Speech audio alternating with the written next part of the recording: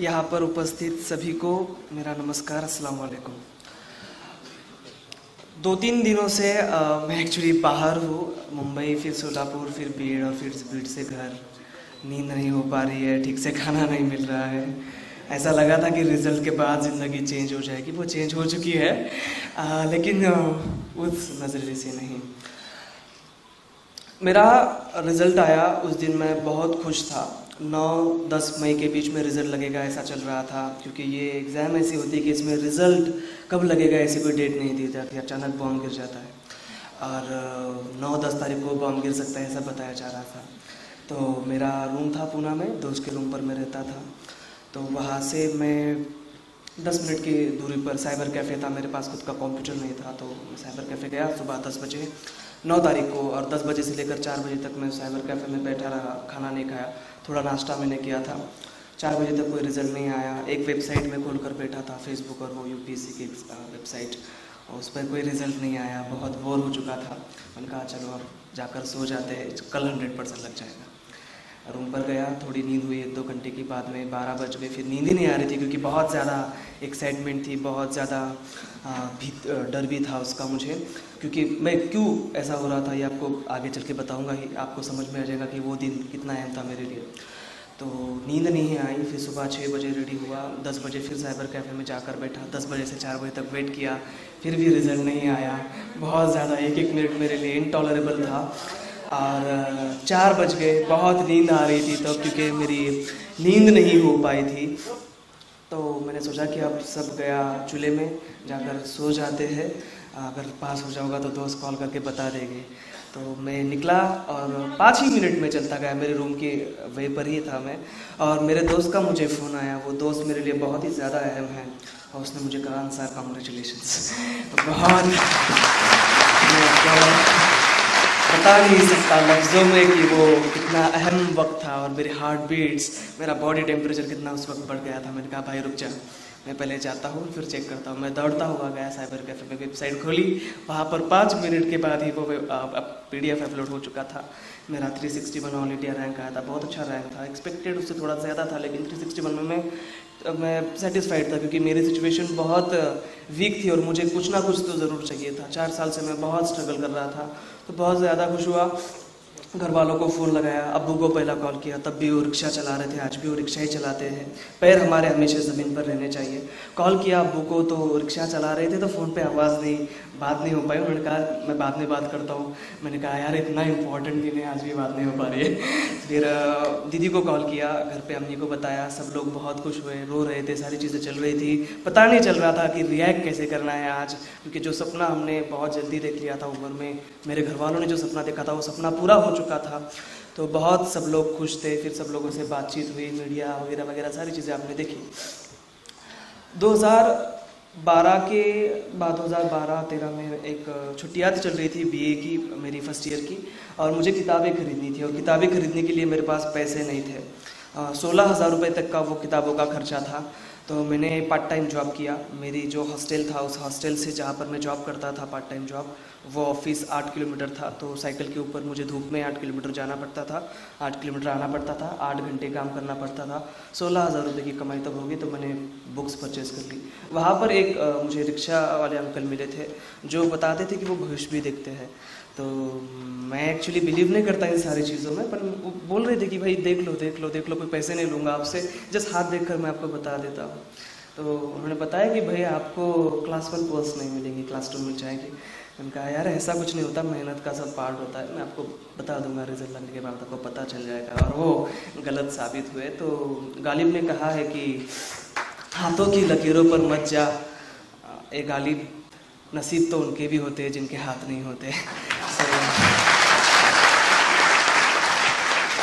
मैं हमेशा जहाँ भी मैं जाता हूँ, आज भी ऑर्गेनाइज ये प्रोग्राम किया है, तो मैं उनसे हमेशा ये बात करता हूँ कि भाई फूल, हार, फेलिसिटेशन, ये सारी चीज़ें मेरे लिए ज़्यादा मायने नहीं रखती। मैं चाहता हूँ कि जो मैंने फेस किया है उससे बच्चे जो है मोटिवेशन ले और पढ़ाई को लगे। तो मैंने उनसे ये कहा था कि ज़्यादा से ज़्यादा बच्चों को बुलाया जाए, और स्टूडेंट्स मुझे यहाँ पर कई ज़्यादा पैमाने पर नज़र दिखाई दे रहे हैं। मेरा फैमिली बैकग्राउंड जो था बहुत ही ज़्यादा हम्बल था। मेरा बैकग्राउंड में शेलगांव, तालुका बदनापुर, डिस्ट्रिक्ट जालना, अपना ही मराठवाड़ा। यहीं पर मेरा जन्म हुआ, झोपड़पट्टी में मेरा जन्म हुआ था। हमारे घर में मेरी 2 बड़ी बहनें, फिर मैं और मेरा एक छोटा भाई था जो मुझसे बड़ा है। तो हम 4 लोग हमारे फैमिली में थे। मेरे अब्बू तब बर्तन बेचते थे, कुछ किराना दुकान चलाते थे, कभी रिक्शा चलाते थे, अभी भी वो रिक्शा चलाते हैं। तो ऐसा हमारा बैकग्राउंड था। बहुत ज़्यादा हमारे घर में गरीबी थी। आज मैं IAS बन चुका हूँ, लेकिन आज भी हमारा खुद का घर नहीं है, हम रेंट के हाउस में रहते हैं। बाथरूम भी हमने अभी 1-2 साल पहले हमारे उस रेंट के घर में हुआ है। बहुत ही बुरे हालात हमारे घर के थे। हमारे घर में वो सारी चीज़ें जो हमारे देश के सामने आज बहुत बड़ी समस्या है, आप वो डोमेस्टिक वायलेंस की बात कीजिए, डाउरी कस्टम की बात कीजिए, चाइल्ड मैरिज की बात कीजिए, सारी चीज़ें मैंने देखी थी। 10th कक्षा में मैं जब था तब मुझे MSc जो कोर्स आता है वो कोर्स करना था, और उसके लिए हमारे पास पैसे नहीं थे। तो मैंने एक होटल था हमारे गांव में, रेस्टोरेंट था, उस होटल में मैं चाय सर्व करता था, टेबल साफ़ करता था, फ़र्श पूछता था। रात में 10 घंटे में काम करता था, 2 घंटे मुझे वो टाइम देते थे, तब जाकर मैं वो MSc का कोर्स करता था और उसमें मैं टॉप किया था। तो ऐसा ये पूरा बैकग्राउंड था हमारा। घर में हालात ऐसे थे कि कभी कभी खाने को भी नहीं होता था हमारे घर के अंदर। उसमें हमारे अब्बू पहले शराब पिया करते थे तो और ज़्यादा प्रॉब्लम बढ़ जाती थी। तो ये सारी बुरी चीज़ें मुझे दिखाई देती थी। तो बहुत बार सवाल आता है कि भाई इतनी बुरी हालात है तो आप जी कैसे सकते हो, आप यहाँ इस मुकाम तक कैसे पहुँच सकते हो। तो उसका सबसे बड़ा अगर कोई रीज़न है तो वो रीज़न एजुकेशन है। मुझे हमारे घर से ज़्यादा पसंद कोई चीज़ थी, मेरे पेरेंट्स, मेरा आसपास का माहौल से भी ज़्यादा अगर मुझे कुछ पसंद था तो मेरे टीचर्स और मेरी स्कूल थी। क्योंकि बचपन से ही जिसे होशियार स्टूडेंट माना जाता है कि भाई ये बच्चा टीचर्स के साथ अच्छे रिलेशन रखता है, टीचर से बातचीत करता है, क्लास में सवाल पूछता है, जवाब देता है, तो वो स्टूडेंट्स टीचर्स को बहुत ज़्यादा पसंद आते हैं। तो उनसे मेरा बहुत कॉन्फिडेंस बढ़ता था। मुझे रिस्पेक्ट कभी मिली नहीं हमारे सोसाइटी में, हमारे घर में, आसपास के माहौल में, लेकिन स्कूल में बहुत रिस्पेक्ट मिलती थी। 6ठी कक्षा में मैं जब था, मुझे आज भी याद है कि जब मैं 6ठी कक्षा में था तब पूरी स्कूल मुझे पहचानती थी। 10वीं कक्षा के बच्चे, इतना फेमस मैं हमारे स्कूल में हुआ करता था। मुझे किताबों से बहुत ज़्यादा लगाव था, पढ़ना बहुत पसंद था मुझे, तो उसकी मैं पढ़ाई किया करता था। मुझे इलोक्यूशन जो वक्तृत्व स्पर्धाएँ होती है कि जिसमें स्पीच देना होता है, तो मेरा वो स्किल था, तो उसमें मुझे प्राइजेस मिलते थे। फिर उतने 100-200 रुपये मुझे मिल जाते थे, तो वो मेरा खर्चा उस पर निकल जाता था। स्कूल में बहुत अच्छे टीचर मुझे मिले। एक जो मुस्लिम कम्युनिटी के बारे में मैंने खुद एक्सपीरियंस किया है कि आपको है ना दूसरी कम्युनिटी क्या या फिर सिस्टम या सोसाइटी पीछे नहीं खींच रही है आपको, आप खुद पीछे खींच रहे हैं, आपका माइंड सेट पीछे खींच रहा है। क्योंकि मेरे घर वाले जो हमारे रिश्तेदार थे, उन्होंने, मैं 4ठी कक्षा में था, होशियार हुआ करता था मैं, और मेरी पढ़ाई वहाँ पर बंद होने वाली थी। 4ठी पढ़ लिया, मैथ्स आ गया बहुत था, मुझे कुछ ना कुछ काम लगाने वाले थे।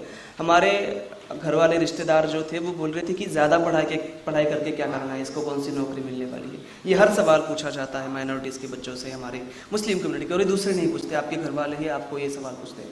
अगर मेरी जैसी किसी की स्ट्रांग विल है तो वो आगे बढ़ सकता है, लेकिन हर एक के बारे में ऐसी बात नहीं होती।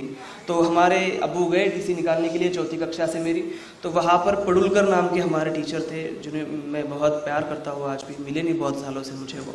उन्होंने कहा कि ये आपका बच्चा बहुत होशियार है और आप इसे आगे पढ़ाइए, आप इसे आगे पढ़ाएंगे तो ये पूरा आपका माहौल बदल के रख देगा। तो हमारे अब्बू जो पहले भी पढ़े लिखे नहीं थे, हमारी अम्मी जो अनपढ़ है, अब्बू भी अनपढ़ है, तो अनपढ़ लोगों की खासियत ये होती है कि जब कोई बड़ा आदमी उनसे कोई ऐसी बात कहता है तो वो ज़्यादा अडॉप्ट कर लेते हैं, उसको ज़्यादा कन्विंस हो जाते हैं। तो मेरे अब्बू ने कहा कि चलो ठीक है, इसे हम पढ़ाते हैं, इसके बारे में हमारे सर ने कहा है तो इसे पढ़ाना है, बड़ा ऑफिसर बनाना है।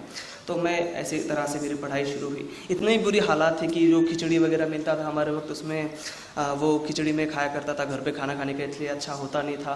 हमारे अम्मी के साथ एक हादसा हुआ, उसकी वजह से वो 1 साल तक मेंटल डिसऑर्डर उनको हुआ था, जिसे हमारी सोसाइटी में आज नेगेटिवली पागल कहा जाता है। 1 साल तक वो वैसे हालात थे। अब्बू ने 3 शादियाँ कर रखी थी, पहली बीवी, फिर हम, और फिर तीसरी शादी कर रखी थी। ऐसी पूरी ये चीज़ें चलती थी। स्कूल में जब मैं जाता था तो कभी कभी मेरी कपड़े फटे हुए थे, जो हमारा यूनिफॉर्म होता है ना जिला परिषद के स्कूल का, तो कभी कभी फटा हुआ होता था।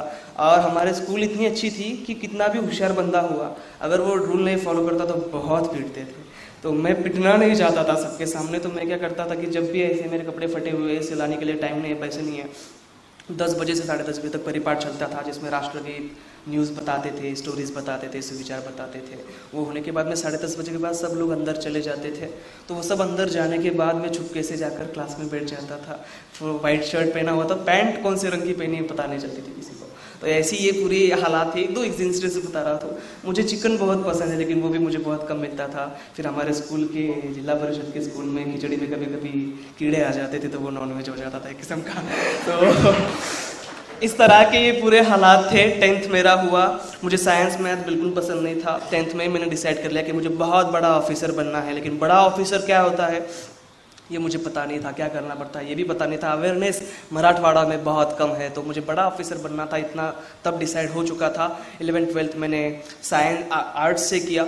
संस्कृत सब्जेक्ट था मेरा, ऊपर म्यूज़िक था, पॉलिटिकल साइंस था, साइकोलॉजी था। बाहर वाले कॉलेज जालना का बहुत फेमस है। 500 रुपये वहाँ पर बस 11वीं की फ़ीस थी और 500 रुपये 12वीं की। तो हमारे घर वाले भी बहुत ज़्यादा खुश थे क्योंकि फ़ीस देने की ज़रूरत नहीं थी। तो और मुझे साइंस मैथ वैसे भी पसंद नहीं था, तो मैं आर्ट्स मैंने लिया। बहुत ज़्यादा मैंने आर्ट्स की पढ़ाई की। वहाँ पर टीचर्स मिले, उन्होंने बताया कि भाई यूपीएससी क्या चीज़ होती है। तो उन्होंने पैटर्न बताया कि प्रीलिम, मेंस, इंटरव्यू, सिलेबस ये होता है, ऐसा पैटर्न होता है। बेसिक पता चल गया मुझे तब। लेकिन टीचर्स ने कहा कि भाई अंसार, आपके पास अभी ग्रेजुएशन के वक्त के 3 साल है, इसलिए आपका जो टाइम है अभी वो 11वीं 12वीं के ऊपर फोकस कीजिए, पुनः आप जाइए बाद में 12वीं होने के बाद और वहाँ से तैयारी शुरू कीजिए। तो मैंने बस 11वीं 12वीं की बहुत दिल लगा के पढ़ाई की। 91% तब मुझे मार्क आए थे, बहुत ज़्यादा मार्क्स थे। संस्कृत में मुझे, जो मैंने सिर्फ 11th-12th में लिया था, उसमें 100 आउट ऑफ 100 मार्क्स थे। मैं हमेशा मार्क्स का जिक्र इसलिए करता हूँ कि मार्क्स आप कितने होशियार है ये नहीं दिखाते, मार्क्स आप कितने मेहनती हो, आप कितना हार्डवर्क करते हुए ज़रूर दिखाते हैं।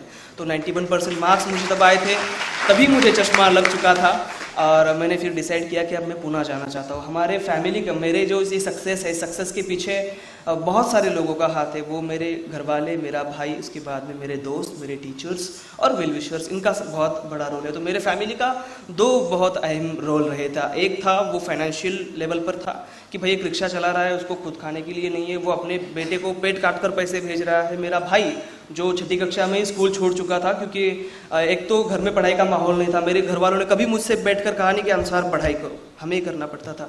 वैसे में मेरा भाई जो स्कूल में या तो मार कर आता था या मार के आता था लोगों को, तो वो नहीं पढ़ पाया आगे। तो वो हमारे मामा जी थे, 14 साल का वो तब था, तो मैं 16 साल का था। उसने स्कूल छोड़ दी, उनके यहाँ पर वो ग्रोसरी शॉप था, तो वहाँ पर वो काम किया करता था। 2500 शुरुआत में उसको पेमेंट मिलता था, अभी 6000 उसको पेमेंट मिलता था। तो वो जो उसका पेमेंट था 6000 रुपये, वो डायरेक्टली वो मेरे अकाउंट के ऊपर भेज देता था। 1 रुपया वो खुद के लिए नहीं रखता था। इसलिए मैंने जैसा कहा कि मेरा एक छोटा भाई है जो मुझसे बड़ा है, उसका रीज़न ये है। तो उनका बहुत बड़ा रोल रहा है। तो फाइनेंशियल लेवल पर मेरे फैमिली ने बहुत सेक्रीफाइस किया है, इमोशनल लेवल पर सेक्रीफाइस किया है। हमारे जनरेशन का मैं अकेला ग्रेजुएट हूँ। पुणे जैसे शहर में जहाँ मेरा कोई पहचान का नहीं, कोई दोस्त नहीं, कोई रिलेटिव नहीं, वहाँ अपने एक बच्चे को भेज देना, अकेले भेज देना, वहाँ पर कैसा रहेगा, कैसे खाएगा, कैसे लोग उसे मिलेंगे, किस तरह से वो रह पाएगा, ये डर होते हुए भी उन्होंने हिम्मत दिखाई, मुझे वहाँ भेजा। 4 साल में 4 ईद हुई, रमज़ान ईद, उन 4 में से बस मैं 2 ही रमज़ान ईद को हमारे घर आ पाया। तो आप समझ सकते हो कि क्या इमोशनल सेक्रीफाइस मेरे पेरेंट्स ने मेरे लिए किया है। तो बहुत बार मेरी अम्मी रोती भी थी क्योंकि मैंने जैसा बहुत बार मेरे स्पीचेस में कहा है कि 4 साल में बस मैं 1 किलो से बड़ा हूँ। मेरा वज़न बहुत ज़्यादा, मुझे पढ़ाई भी करना पड़ती थी और खाना भी पुणे का ठीक से नहीं मिलता था। तो ये इमोशनल जो था वो सेक्रीफाइस मेरे पेरेंट्स ने मेरे लिए किया। पुणे में गया, वहाँ पर मैंने पढ़ाई शुरू की। फर्ग्यूसन कॉलेज जो बहुत बड़ा कॉलेज है भारत का, लोकमान्य तिलक ने उसकी स्थापना की है। उस कॉलेज में मुझे मेरिट के आधार पर एडमिशन मिल गया। वहाँ पर मुझे बहुत अच्छा एक 8-9 लोगों का ग्रुप मिला, हमारे दोस्त। क्योंकि पुणे में फर्ग्यूसन कॉलेज में जो बंदा आता है तो 95% बच्चे बोलते हैं कि मुझे IAS बनना है। हमारे वक्त भी यही सवाल पूछा गया था, तो 95% लोगों ने ये कहा था कि IAS बनना है। उनमें से मैं अकेला सेलेक्ट हुआ और वहाँ पर जाने के बाद में बहुत ही अलग माहौल था। पुणे एक बहुत बड़ा सिटी है, बहुत डाइवर्सिटी वहाँ पर है, अलग अलग किस्म के लोग होते हैं, उनके पास बहुत पैसे होते हैं, जगमगाट होता है, सारी चीज़ें आप समझ सकते हैं। तो उसमें सर्वाइव करना मेरे लिए बहुत डिफ़िकल्ट हो रहा था। फिर दोस्त मिले, हॉस्टल मिला, वहाँ पर कम पैसों में मेरा एडमिशन हो गया। मैंने पढ़ाई शुरू की, दोस्त बनाए, ग्रुप में स्टडी शुरू किया। सेकेंड ईयर में तब मैं था, तब यूनिक एकेडमी का मैंने क्लास ज्वाइन किया। वहाँ पर तो करमजादा सर की मुझे बहुत हेल्प हुई। आज भी हम देखते हैं कि जिनके पास पैसे होते हैं वो लोग दूसरों को देने में हिचकिचाते हैं। उन टीचर्स ने मैंने कहा कि सर मैं पूरी फ़ीस आपको पे नहीं कर सकता। मेरा बोलने का स्टाइल अच्छा था तो मैं कन्विंस कर पाता था उनको, तो वो कन्विंस हो गए। और जो 70,000 रुपये तब देना पड़ते थे उन्होंने मुझे 35,000 लिए, वो भी उन्होंने मुझसे 5-6 इंस्टॉलमेंट में लिए। जब मैं क्लास में मैं जब जाता था तो बहुत अलग माहौल होता था, क्योंकि जब मैं 19 साल का था तब मैंने क्लास ज्वाइन किया था और 29-29, 30-30 साल के लड़के क्लास में बैठे हुए होते थे। तो मैं बहुत छोटा उनके सामने नज़र आता था, बहुत डर लगता था मुझे। बहुत बड़ी बड़ी किताबें उनके टेबल के ऊपर रखी हुई होती थी, वो देखकर मैं डर जाता था क्योंकि मेरे पास किताबें नहीं थी। तो ये सारा माहौल था। बहुत सारे लोग जैसे आप बैठे हैं, मैं पीछे से चलकर आता था या फिर क्लास में फ्रंट में ही बैठा करता था क्योंकि छोटा था। तो बहुत सारे लोग देखकर हैरान होते थे, कुछ कुछ ऐसे गलत नज़र से हंसते थे। तो ये सारी चीज़ें चलती थी, लेकिन दिल में हौसला था कि भाई पूना आए हैं तो IAS बन के ही घर पे रिटर्न जाना है। ये बाकी कंपटीशन वगैरह चीज़ें बहुत बार इस कॉम्पिटिटिव एग्जामिनेशन का ये बताया जाता है कि बहुत ज़्यादा कंपटीशन है। मतलब हमारे वक्त 4.5 लाख बच्चों ने एग्ज़ाम दी थी, आज 1100 पूरे ऑल इंडिया से सेलेक्ट हुए। तो बहुत ज़्यादा कंपटीशन होती है, बहुत पढ़ाई करते हैं बच्चे, ऐसा वैसा ये सारी चीज़ें बताई जाती है। लेकिन मैं आपको एक बात बता दूं कि आपका कंपटीशन किसी और से नहीं है, आपका कंपटीशन आपसे खुद से होता है। आपका कंपटीशन आपसे खुद से होता है, आपकी नेगेटिविटी से होता है। तो आप कंपटीशन के बारे में ज़्यादा मत सोचिए, आप खुद पे भरोसा रखिए, खुद के हार्डवर्क पे भरोसा रखिए, मेहनत करते रहिए, चलते रहिए, फोकस आपकी पढ़ाई के ऊपर रखिए, आपको मंजिल अपने आप मिल जाएगी। वो मुझे मिलती दिखाई दे रही है। तो ये सारी चीज़ें थी। इस एग्ज़ाम ने मुझे एक बहुत अच्छी आदत लगाई है, वो है कि आपको अगर कुछ भी प्रिपेयर करना है, कहीं बात करनी है, कुछ लिखना है, तो थोड़े से नोट्स बना लेने चाहिए, मतलब गड़बड़ नहीं होती। तो मेरे साथ थे। तो ये ऐसा मेरा घर का, स्कूल का, कॉलेज का, क्लास का माहौल था। मैंने ग्रेजुएशन कंप्लीट हुआ मेरा जून 2016 में और 15 में, और उसी अगस्त में UPSC का एग्ज़ाम था, प्रिलिमिनरी एग्ज़ाम, जिसके लिए 4.5 लाख बच्चों ने अप्लाई किया। मैंने अप्लाई किया, अगस्त में एग्ज़ाम दी, सितंबर अक्टूबर में उसका रिजल्ट आया। मैं तब हमारी जो एक सोसाइटी है, हाउसिंग सोसाइटी, वहाँ पर दोस्त के साथ घूम रहा था और मेरे उस दोस्त का फ़ोन आया और उसने कहा अंसार कॉन्ग्रेचुलेशंस। मैंने कहा भाई क्या हो गया? उसने कहा कि अरे आप पास हो चुके हो, 15,000 लोग सेलेक्ट किए गए हैं पूरे भारत से, 4.5 लाख बच्चों में से, उसमें आपका भी नंबर है। बहुत ज़्यादा खुश हुआ, सारे दोस्तों को बताया, घर वालों को बताया। ये मेरे लिए बहुत अहम बात थी क्योंकि 4 साल से मैं पूना में बहुत ज़्यादा स्ट्रगल कर रहा था। मैं आपको लफ्ज़ों में नहीं बता सकता, इतना स्ट्रगल कर रहा था, कोई सक्सेस नहीं मिलता था। घर पर मैं जब जाता था, डर डर के मैं घर पर जाया करता, क्योंकि हमारे गांव के लोगों को बहुत प्यार था मुझसे। तो जब भी पकड़ लेते थे, मुझे मिल जाता था मेरे रास्ते में, तो बोलते थे कि भाई अंसार अभी और कितने दिन बाकी हैं। तो बहुत ये बड़ा सवाल मेरे लिए होता जा रहा था, बहुत डरता था मैं इस सवाल से, क्योंकि ये मेडिकल इंजीनियरिंग नहीं है कि 4 साल पढ़ो और डॉक्टर हो जाओ, ये वैसा नहीं था। इसमें सक्सेस अनप्रेडिक्टेबल था। तो मैं क्या करता था कि रात को 11 बजे ट्रैवल्स होता था, वो सुबह 5 बजे घर पे छोड़ देता था। तब सारे लोग सोए हुए होते थे गांव के, तो घर पे जाता था, 1-2 दिन हमारे घर में रहता था। फिर 1-2 दिन रहने के बाद मैं रात को फिर 11 बजे जालना से ट्रैवल्स होता था, तब भी सारे लोग गाँव के सोए हुए होते थे और फिर मैं निकल जाता था। तो ये सक्सेस मेरे पास बताने के लिए मेरे पास था कि भाई मैं प्रिलिमिनरी एग्जामिनेशन पास हो चुका था। सेल्फ वो मेरे लिए बहुत बड़ा एक सक्सेस था। हमारे 8-9 बच्चों का, हमारा दोस्तों का ग्रुप था। अनफॉर्चुनेटली 1-2 मार्क्स से सब रह गए, मैं अकेला ही वो लेवल क्लियर कर पाया। मेरे दोस्तों का बहुत अहम रोल है मेरे सारे कंट्रीब्यूशन में। जब मेरे पास किताबें नहीं होती थी तो उनकी किताबें मैं ले लेता था, कभी उनसे पैसे ले लेता था, कभी उनकी किताबों की मैं झेरॉक्स करा लेता था। मुझे अगर कहीं फंक्शन में जाना है, क्लास को जाना है, बीमार हूँ, तो सारे लोग मेरे पीछे थे। तो जो इमोशनल और फाइनेंशियल सपोर्ट मेरे पेरेंट्स कम पड़ रहे थे देने के लिए, वो मेरे दोस्तों ने मुझे दिया। और यहाँ पर एक बात मैं ये क्लियर कर लूँ कि वो जो 8-9 बच्चे थे, उनमें से सिर्फ एक मुस्लिम था, बाकी सारे नॉन मुस्लिम थे।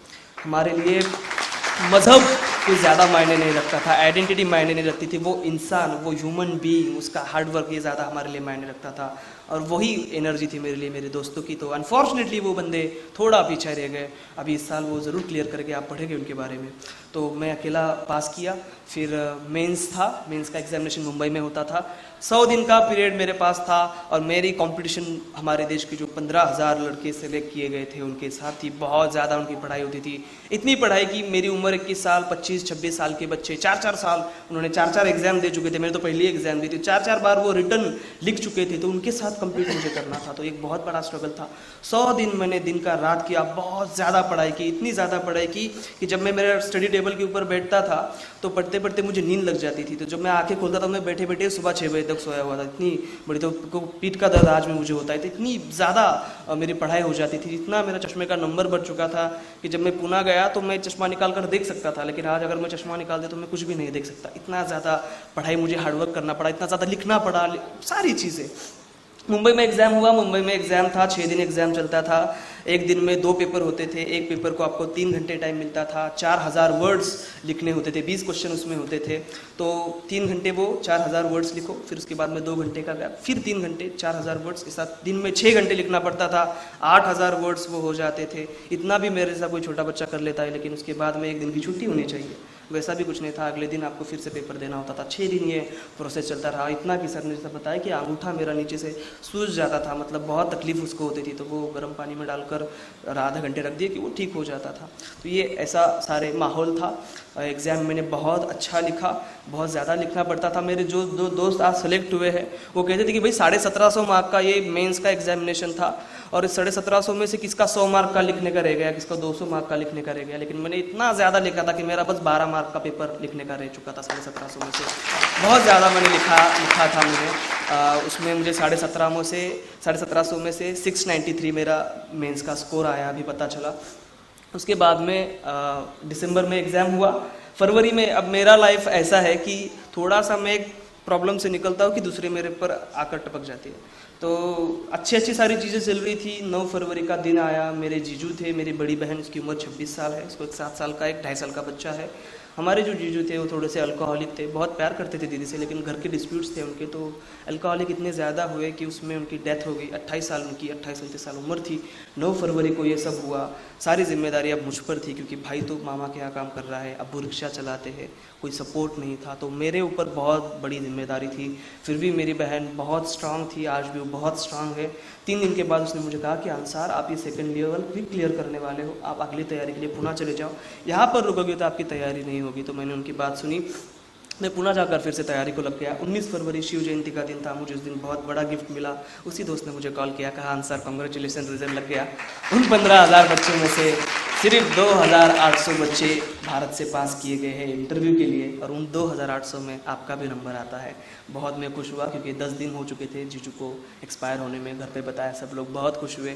40 दिन मेरे पास इंटरव्यू के लिए थे। मैं इंटरव्यू के लिए गया दिल्ली में। 40 दिन मैंने तैयारी की। ज़कात फाउंडेशन ऑफ इंडिया नाम का बहुत अच्छा NGO है, जो माइनॉरिटीज़ के बच्चों के लिए वहाँ पर अकोमोडेशन, खाना वगैरह सब प्रोवाइड करता है। तो मैंने फ्री में सब चीज़ें प्रोवाइड की। मेरे मॉक इंटरव्यू कराए, बहुत अच्छा माहौल था। इंटरव्यू के दिन में गया, बहुत बार मुस्लिम कम्युनिटी के सामने ये सवाल अपने ही लोग करते हैं, मतलब कुछ बोलने को नहीं हुआ तो कुछ भी मतलब दिल से लगा देना, ऐसा ही सारी चीज़ें होती कि भाई आप जब इंटरव्यू में जाते हो तो बायस होते, वो लोग आपको कम मार्क्स देते, ऐसा कुछ नहीं होता। इंटरव्यू के दिन PK जोशी नाम का बोर्ड था, वो रिटायर्ड ऑफिसर थे। 7 अप्रैल को मेरा इंटरव्यू हुआ, दोपहर को 3 बज रहे थे। मैं इंटरव्यू के हॉल में गया, सब लोग बहुत खुश हुए मेरे तरफ देखकर। सूट वगैरह मैंने पहना था, लेकिन मैं बहुत छोटा लग रहा था। उन्होंने पहला सवाल पूछा कि भैया आपकी उम्र कितनी है। मैंने कहा सर 21 साल। तो वो 21 साल में आप यहाँ तक कैसे आ गए। मैंने कहा सर बस आ गया, मेहनत की और आ गया। बहुत खुश वो लोग हुए।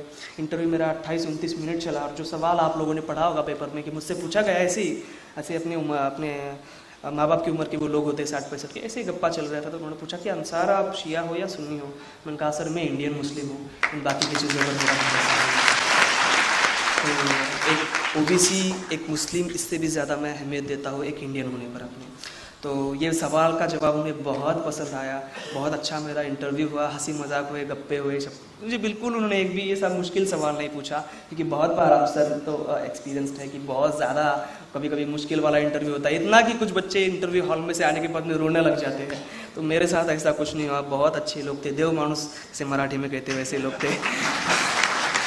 उन लोगों ने मुझे इंटरव्यू में 275 में से 199 मार्क्स दिए, जो बहुत ज़्यादा मार्क्स है। अगर आप फील्ड में हो तो आपको पता चलेगा कि 199 मार्क्स दिए 275 में से। 209 वाला कोई टॉपर है जो देश में फर्स्ट आई है, तीनहर अभी, इसका भी बहुत स्ट्रगल रहा है। उसको 195 मार्क्स थे, मुझे 199 मार्क्स इन लोगों ने दिए।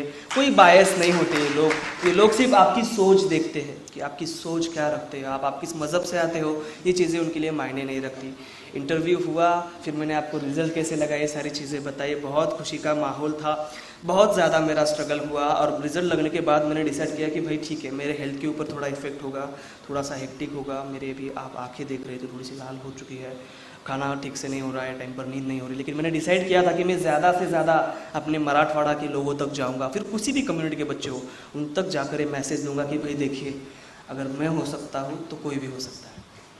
जो स्ट्रगल मैंने किया है अगर वो स्ट्रगल आप करते हैं, आप अगर वो मेहनत लेते हैं, आप अगर हमारे देश की कॉन्स्टिट्यूशन के ऊपर और अगर हमारे सिस्टम के ऊपर विश्वास रखते हैं, जो प्रियम्बल हमारी है वो प्रियम्बल अगर आप जीते हैं, स्वतंत्र, समता, न्याय, बंधुता, एकता, ये सारे जो वैल्यूज़ है, अगर वो वैल्यूज़ आप रखते हैं, हार्डवर्क आप रखते हैं, फोकस आपका है, डेडिकेशन है, भक्ति जिसे कहते हैं, पढ़ाई, वो अगर आप करते हैं तो आपको आपका मजहब, आपकी कास्ट, कोई भी आइडेंटिटी, आपका जेंडर, जो महिलाएं हैं, वो आपको नहीं रोक सकता। तो ये सारी ऐसी चीज़ें थी। अब जाते जाते 2-3 मैसेजेस मैं आप लोगों के लिए देना चाहता हूँ। मुझे लगता है कि मेरे बारे में इतनी चीज़ें बहुत हो गई, मैंने जो बताया आपको। दुनिया की कोई भी एग्ज़ाम पास करना इम्पॉसिबल नहीं होता। एग्ज़ाम आपको पास करने के लिए ही ले जाती है, फेल करने के लिए। फेल होते हैं तो आप होते हैं, आपके रीजंस की वजह से। तो मैंने जैसा कहा कि मैं हो सकता हूँ, तो दुनिया का कोई भी इंसान ये एग्ज़ाम क्लियर कर सकता है, लेकिन उसके लिए जो ज़रूरी चीज़ें हैं कि मुझे ये एग्ज़ाम क्यों देनी है, ये आप पहले डिटरमाइन कीजिए। मैंने 2-3 कॉल्स मुझे आए, मेरा नंबर थोड़ा वायरल हो चुका है, तो वो कह रहे थे कि भाई हमारे 2-3 साल बचे, बस उम्र ख़त्म होती आ रही है, तो हम टीचर हैं और हम रिज़ाइन करके फिर से पढ़ाई के लिए लग रहे हैं। तो मैंने उनसे कहा भाई मैं आपसे हाथ जोड़ के विनती करता हूँ कि मैं हुआ हूँ, इसलिए आप तैयारी मत कीजिए। आप आपका खुद का गोल डिटरमाइन कीजिए कि मुझे IAS या फिर IPS क्यों बनना है, मुझे इंजीनियर क्यों बनना है, मुझे डॉक्टर क्यों बनना है। तो ये डिटरमाइन होना बहुत ज़रूरी है, क्योंकि ये एग्ज़ाम इतनी मुश्किल है कि इतना फ्रस्ट्रेशन आता है पढ़ाई करते करते, चिड़चिड़ हो जाती है। 60-65 बुक्स होती है, उसमें से हर एक बुक 3-3, 4-4 बार पढ़नी पड़ती है। एक बुक सेम बार बार पढ़ने से बहुत हमें चिड़चिड़ हो जाती है, फ्रस्ट्रेशन आता है। इस फ्रस्ट्रेशन के वक्त हमारे हॉबीज़ और दूसरी बात हमें क्यों बनना है, ये जो सपना अगर हम 5 मिनट आँख झाँक ले और वो सपना याद करें तो आप फिर से पढ़ाई को लग जाते हैं। तो ये बहुत ज़रूरी है कि आपको क्यों करना है, कब करना है। तो आई वुड सजेस्ट कि जितने कम उम्र में आप ये एग्जाम की तैयारी शुरू कर दें उतना अच्छा होता है। आज मैं 21 साल का बना हूँ, शनिवार में कैबिनेट सेक्रेटरी बन सकता हूँ, बहुत ऊपर तक जा सकता हूँ। तो ये चांसेस बहुत ज़्यादा साल तक आप आपकी देश की सेवा कर सकते हैं। तो जल्दी डिसाइड कीजिए कैसे करना है, ये बहुत बड़ा सवाल है। इसके लिए 2-3 दिन का वर्कशॉप लेना पड़ेगा, अभी मैं उसके बारे में बात नहीं करूँगा। तो ये कि कोई भी एग्ज़ाम पास करना इम्पॉसिबल नहीं होता, उसके लिए जो ज़रूरी चीज़ें हैं वो आप डिसाइड कीजिए। तीसरी बात मैं जो मैसेज यहाँ से देना चाहता हूँ कि भाई देखिए, मैं भीड़ में भी गया था, तो मैंने वहाँ के लोगों से भी ये बात की कि आपके घर में मज़हब वगैरह चीज़ें तो है ही, वो तो मानना ही नहीं चाहिए, हमने उसका कोई डिफरेंस मानना नहीं चाहिए। लेकिन आपके घर में इस्लाम हो या हिंदू हो, कोई भी रिलीजन, लड़का और लड़की में कोई भेद नहीं मानता। तो मैं आपसे एक रिक्वेस्ट करूंगा कि जो पढ़ाई आप आपके लड़के को दे रहे हो, अच्छी स्कूल में भेज रहे हो, वो पढ़ाई आप लड़कियों के लिए भी कीजिए। उन्हें भी कलेक्टर बनाने का, डॉक्टर बनाने का, इंजीनियर बनाने का सपना देखिए। लड़कियाँ आप बहुत कुछ कर सकती हैं। मैं आपको एक बात बता दूँ, अगर मैं लड़की होता हमारे घर से तो मैं शायद IAS नहीं बन सकता था, जस्ट बिकॉज माइंड सेट की वजह से, क्योंकि हमारी दीदियों को भी नहीं पढ़ाया गया। तो आपसे रिक्वेस्ट करूंगा कि आपकी लड़कियों को पढ़ाइए। आज जो देश में टॉपर आई है टीना दावी, वो भी एक लड़की है। तो ये सारी चीज़ें आपसे कहनी थी, और बोलने के लिए बहुत सारी चीज़ें हैं, मुझे लगता है इतना बहुत हो चुका है। Thank you very much, thank you.